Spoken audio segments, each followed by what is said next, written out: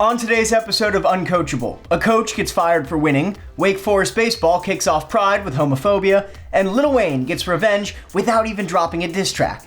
If that sounds backwards, congrats! You might be qualified to run the Knicks.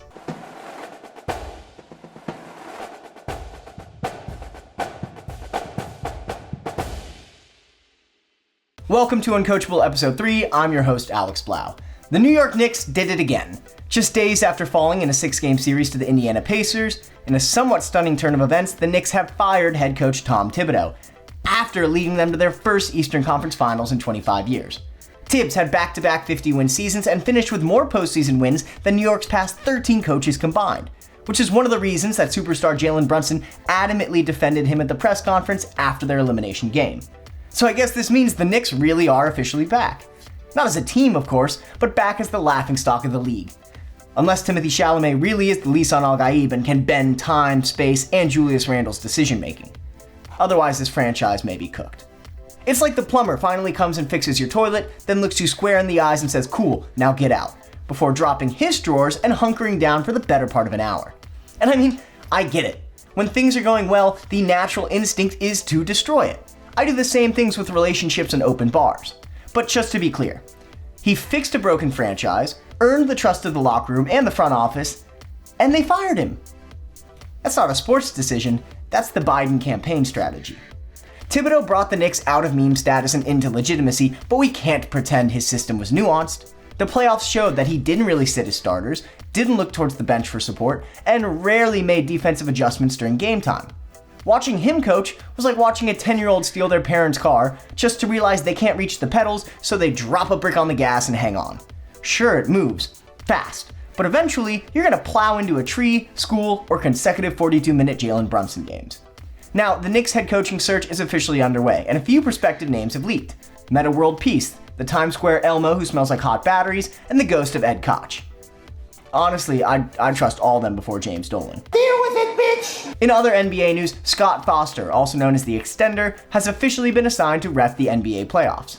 This is a guy known for extending playoff series, handing out texts like those guys with megaphones and repent flyers outside of sports arenas, and once logging 134 phone calls with disgraced ref Tim Donaghy during the betting scandal.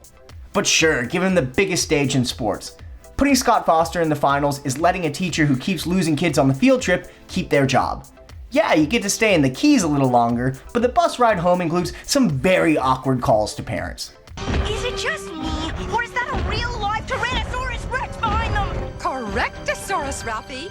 And the T-Rex was the biggest meat eater of all time. Moving on to college baseball, Wake Forest coach Tom Walter kicked off Pride Month the only way a truly tone-deaf middle-aged baseball guy could, by yelling a homophobic slur at a teenage opponent. On camera. Through a mouthful of sunflower seeds. Because when I think pride, I think barely intelligible bigotry spit in between shoes.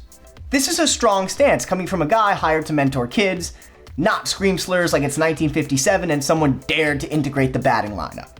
And no, Walter wasn't fired. Apparently in sports, screaming slurs at teams is a forgivable offense. But turning the Knicks into a championship contender, that's where we draw the line. Now you may be wondering how Andrew Fisher, the Tennessee player, responded to a grown man's childish behavior. With eloquence, with dignity, and with an exit velocity north of 108. Something resembling a kill shot here. Wake Forest led 6-2 in the fourth inning yesterday. Today it's the ball's up by 4 in the fourth. Hammer! Right field and deep! Gone!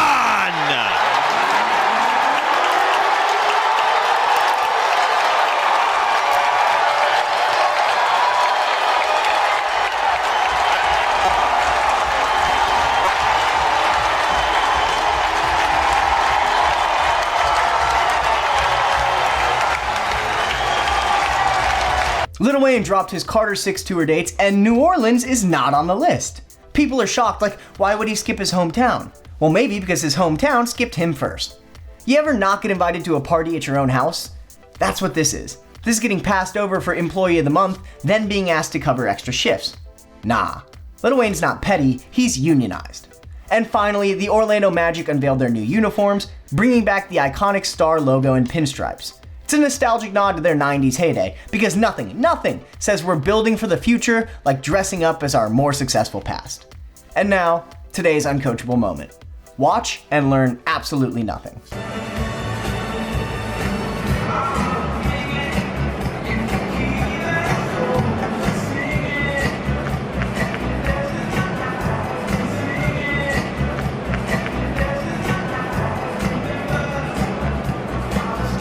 Thanks for watching the third episode of Uncoachable. Check back in tomorrow for more headlines, and don't forget to check out some of the Longform special episodes out on YouTube now. NIL 4 years in, Luka Doncic and the state of the Mavs, and the rise and fall of Hooters.